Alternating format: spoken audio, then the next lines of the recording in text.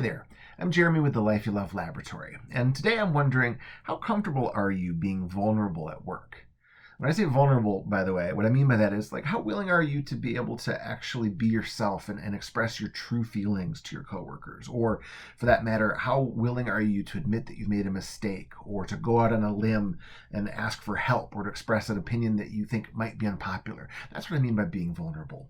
Now, if you're not very comfortable, I will tell you you're in very good company. That's a really common feeling, unfortunately, in a lot of workplaces, especially about admitting mistakes around, like, your boss, right? Because you could be worried that you might end up being held back from professional growth because you've made mistakes.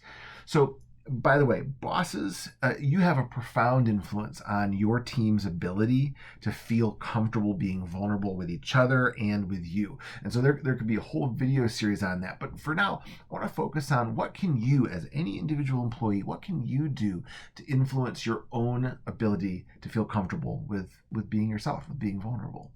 And so it's going to be maybe a little bit of an annoying piece of advice, but this is the sort of thing where it's that famous quote, it is in giving that we receive.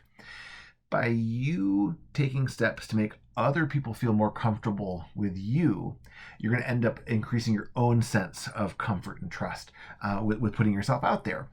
And so here's a few steps of what you can do. Number one, ask the people around you, your coworkers, ask them how they're doing. Ask them what they're doing. And that could be questions about things that are going on in their personal life, but you gotta be responsible though. You'll know exactly how far you can take these sorts of questions depending on the culture in your workplace. But ask people how they're doing. Now, people like talking about themselves. They really do.